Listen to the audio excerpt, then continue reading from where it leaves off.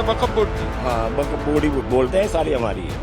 वक्फ board वाले बोलते हैं कि सारी जमीन उनकी। आप इनका ये भी वक्फ बोर्ड का है, ये भी वक्फ बोर्ड का है, ये भी वक्फ बोर्ड का, सारा वक्फ बोर्ड। तो वक्फ बोर्ड तो कल चाहे तो आप लोगों को खाली करवा दे। हाँ करा सकता है, उसमें कोई दिक्कत नहीं है। गवर्नमेंट ने कुछ इलाके ऐसे हैं जो हमारे भी दाब रखे हैं मुस्लिम के, और कुछ मुसलमानों ने और हिंदुओं ने वो ऐसे हैं जो हमारे मुसलमानों की जगह दाब रखी है, खीरी रह रहे। जैसे वाल्मीकि है, लद्दाखी महल्ले में हमारे कब्रिस्तान है, तो संजौली।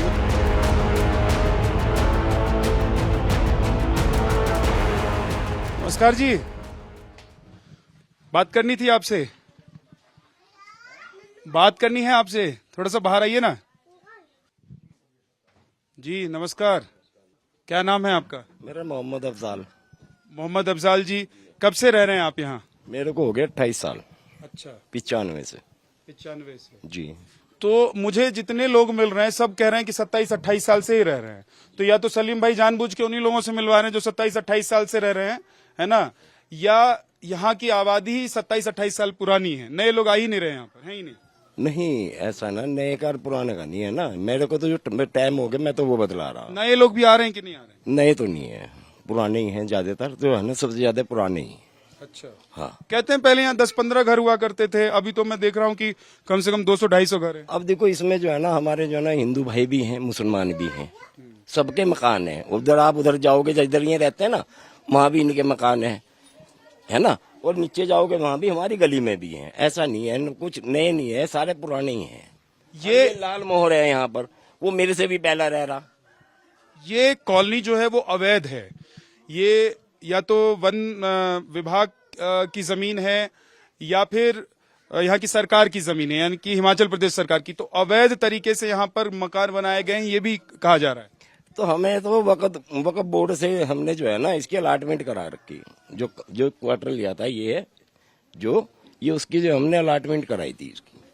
वक्फ बोर्ड कैसे अलॉटमेंट कर सकता है? ये जो है ना वो उसकी जमीन है, जो भी कुछ है, हमने तो वहीं से ऑफिस से जो इसका हमारे पे किराया भी लगता है, इसका टैक्स भी दे रहे हैं और पानी वगैरह बिजली का बिल सारा देते हैं। मैं ये पूछ रहा हूँ, आपने कहा कि वक्फ बोर्ड से आपने ये जमीन ले रखी है, तो ये जो जमीन है सारी क्या वक्फ बोर्ड की है? हाँ वक्फ बोर्ड ही बोलते हैं, सारी हमारी है।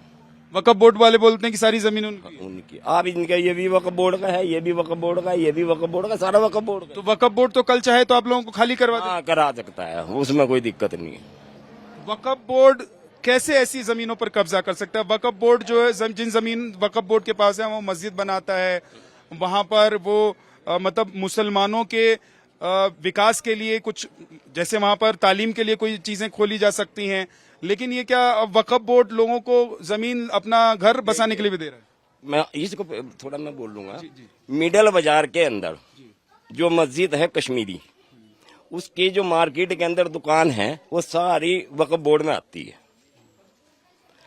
कुतुब मस्जिद की जो जगह है, जमीन वो है मार्केट, उसकी भी उसके अंदर दुकानें आती है। जामा मस्जिद के अंदर जितने भी मकान हैं ऊपर के, सारे वक्फ बोर्ड में हैं। उसमें हिंदू भी किराएदार है, मुसलमान भी किराएदार। आप लोग किराया देते हैं? हम किराया देते हैं। यानी कि आप एक चीज समझिए कि वक्फ बोर्ड, क्योंकि वक्फ बोर्ड के पास ये अधिकार जब से आया है कि वो जिस जमीन पर हाथ रख दे वो जमीन वो उसकी हो जाएगी। उसके बाद वक्फ बोर्ड में ही आपको जाना पड़ेगा ये फैसला करवाने के लिए कि वक्फ बोर्ड की जमीन नहीं है, ये किसी और की जमीन है, ये सरकारी जमीन है, ये किसी विभाग की जमीन है। इसके लिए आपको वक्फ बोर्ड में ही जाना पड़ेगा।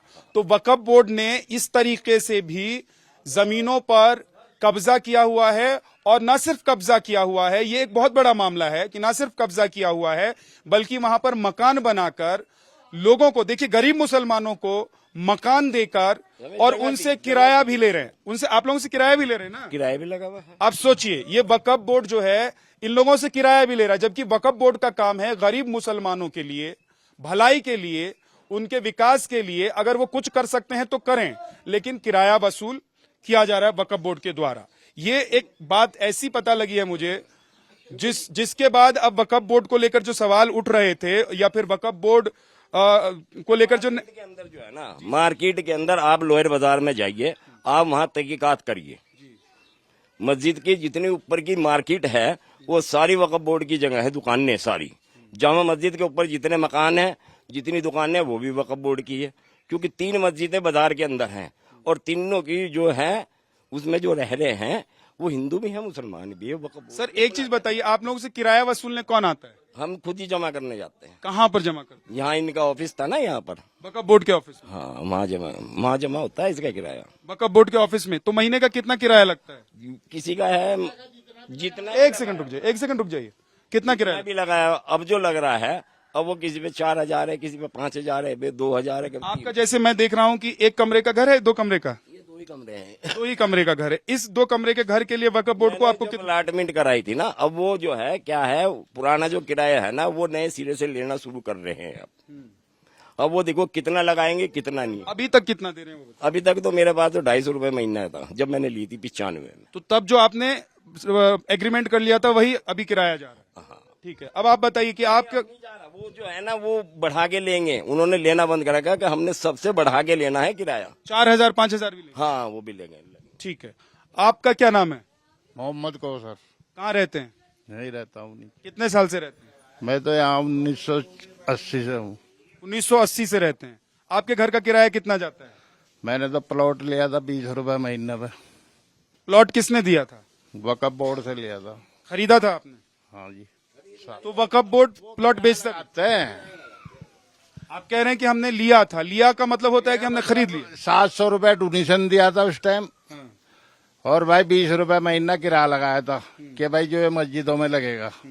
ठीक है जी, इस करके किराया लगाया था। और जब थी ये अम्बाला वक्फ बोर्ड की जगह, ठीक है जी, और फिर हमने देखे इसके कागज यहाँ हाई कोर्ट से निकलवाए तो ये थी मुस्लिम कमेटी के नाम जगह।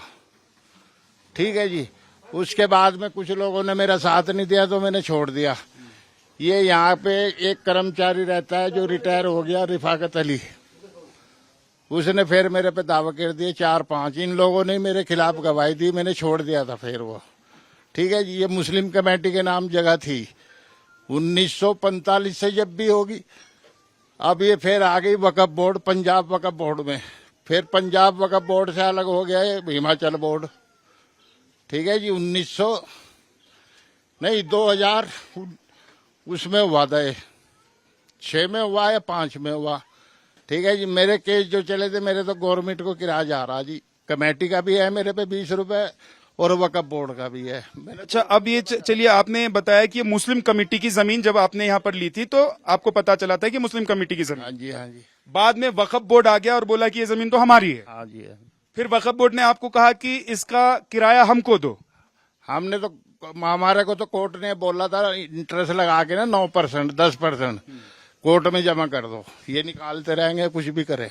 जैसे ये कह रहे हैं कि ये वक्फ बोर्ड को किराया देते हैं, अभी आप वक्फ बोर्ड को किराया देते हैं कि नहीं? मैं नहीं दे रहा किराया वक्फ बोर्ड को 2004 से। अच्छा। ठीक है जी, तो मैं किराया नहीं दे रहा उनको। मैं तो कोर्ट में जब मेरे पे दावा करेंगे कोर्ट में जमा कर दूंगा, मेरे पे जैसे भी पर्ची है।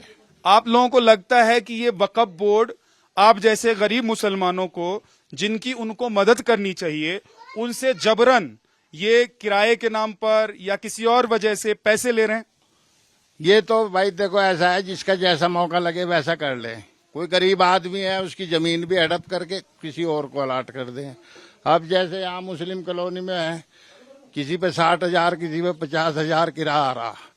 एक हम 2 ही शख्स हैं जिसने किराए पे नहीं दिया, एक ये खड़ा एक मैं खड़ा। हालांकि हमारे पे है जगह किराए पे देने की, लेकिन हम देते नहीं इसी झंझट की वजह से। और लोगों ने बिजनेस बनाए हुए, किसी पे 60,000 50,000 20,000 किराया आ रहा। कौन है वो लोग यहाँ? ये यहीं पे रहते हैं जी, वो तो पता करे वक्फ बोर्ड जो जिम्मेदार है यहाँ के प्रधान हमारे को। एक चीज आप मुझे, क्योंकि देखिए बहुत बड़ी बात आप कह रहे हैं, मुझे एक चीज आप अगर बता सकें, और मैं क्योंकि चाहता हूं कि आप लोग कह रहे हैं कि 27-28 साल से एक तरह की ये प्रताड़ना है, आर्थिक प्रताड़ना है जिसको आप लोग झेल रहे हैं, है ना? जो आप लोगों का अधिकार है, उस अधिकार पर कोई और हक जमा के आप लोगों से पैसे भी ले रहा है।